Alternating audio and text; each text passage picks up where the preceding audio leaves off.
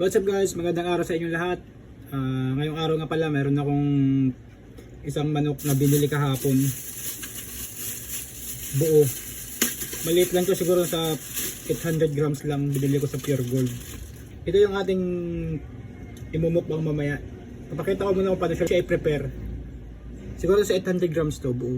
Gagawin natin siyang butterfly fried chicken, di ba? Buo. Iwa sa gitna. Tara, samahan niyo ako. So, ang gagawin natin ngayon guys ay bibiyakin natin to. Butterfly. Ayan.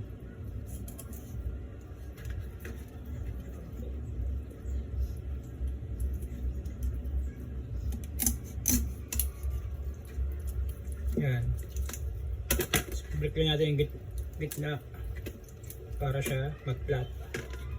Tapos, tanggalin natin yung mga taba-taba niya. Mga taba-taba. Tapos ito yung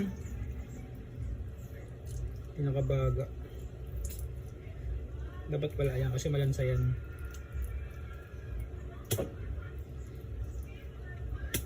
Tapos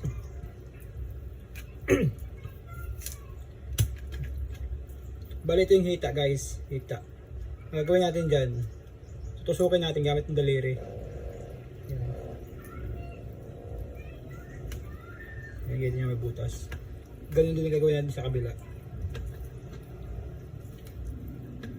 Ayan.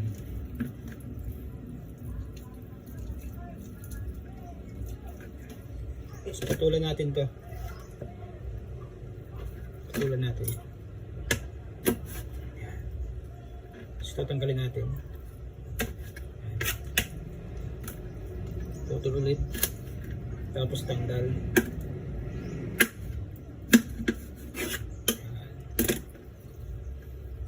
Tapos gagawin natin ay tusok-tusokin natin yung laman niya.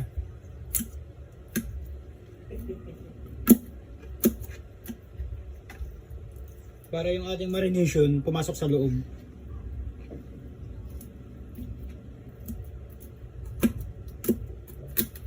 Tapos hugasan lang natin. Hindi nyo nakikita ang hugas kasi tatago yung camera.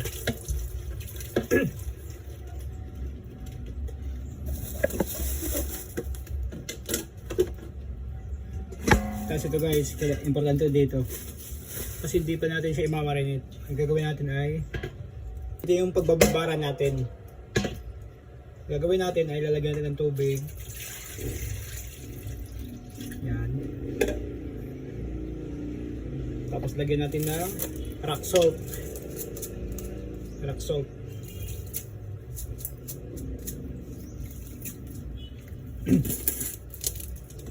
Tapos tutunawin lang natin yung rock salt sa tubig.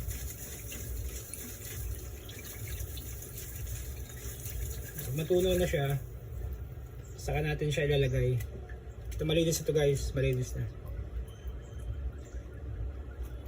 Ang tawag dito sa gagawin natin ay brine. Iba-brine natin siya ng siguro mga dapat ka 3 hours to eh. Syempre madali naman naman. Tsaka sa bahay lang din naman. Babray natin siya ng mga 30 minutes lang. Dapat takpan to cooling wrap eh. Wala tayong cooling wrap kaya natin dyan. Kaya natin siya brine para yung laman niya may lasa agad ng asin. Para sa mga binababad natin dun sa ano, para magkaroon siya ng lasa. Bukod pa yung marinate niya mamaya. Pero pag nag-marinate tayo guys, huwag nating damihan yung asin para hindi siya maalat. Kasi ito, medyo maalat na to.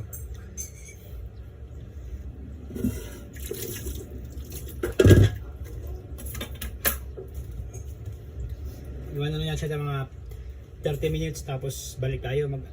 Imamarinate na naman natin siya sa butter. Guys, after 30 minutes, imamarinate natin siya. Hindi na natin ipabanlawan kasi biyandawan nila baka tumabang. Yung kita nyo yung kulay, gawa ng asin yan, medyo naluluto na siya. Ngayon naman guys ay magmamarinate tayo ng ating binabad kanina na manok. Lagay natin ng bawang, Lagyan natin yung manok. Kunting-kunting lang asin lang. Kunting asin lang. May bawang niya siya, may garlic powder pa rin. Lagyan natin. Ayan. Garlic powder. Nabubuo na yung garlic powder namin guys. Pamintang durog. Betsin. Lagyan natin siya ng breading.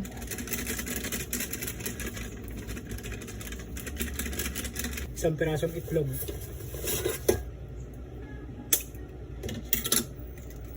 Yun.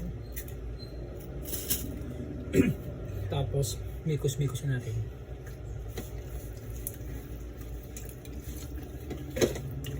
Yes. Yan. Ikarapos ng tubig para pa-crispy.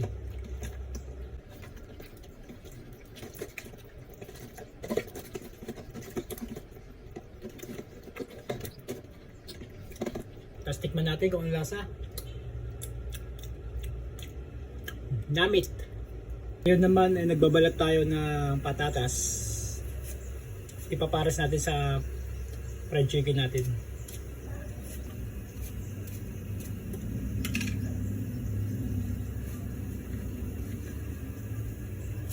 Cut lang natin ng pahaba. Parang french fries.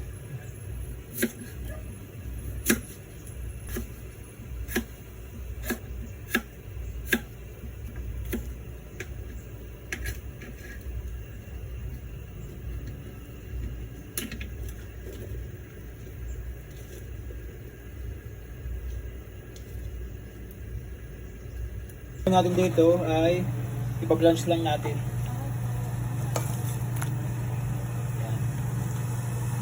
Sarili ko lang version to guys. Hindi ko alam kung gagana to. Basta sana ipa-blanch ko lang siya hanggang sa medyo lumambot na.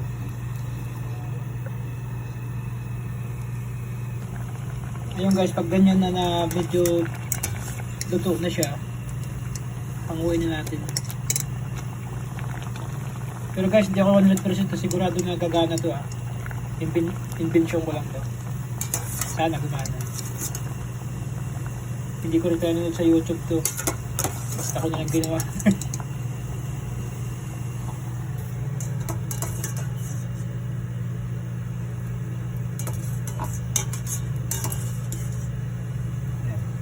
Lalamigin ko lang siya. Ayun guys, ngayon gagawa na naman tayo ng pang dip natin para maging ano siya, breading. Meron tayong harina, cornstarch, minta, breading mix, allspice, kunti lang, chili powder, kunti lang din, kaya baka hindi natin makain. Mix lang natin.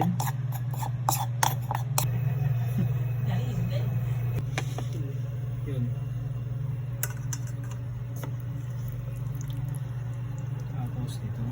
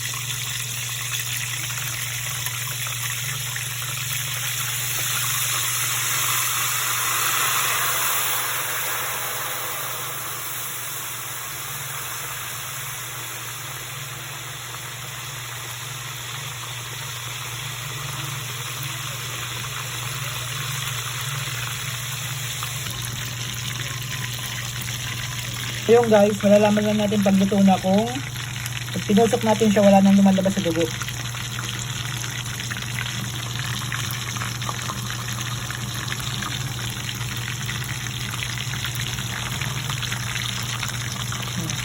Wala siyang lumalabas sa dugo. Ibig sabihin, okay na to. Ayun pala. Dalawang trito. Sobrang init yan.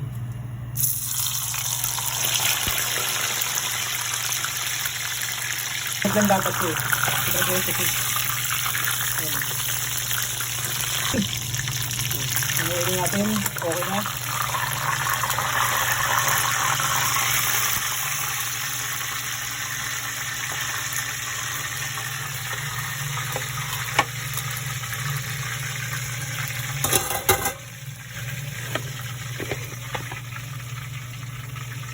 Ating price.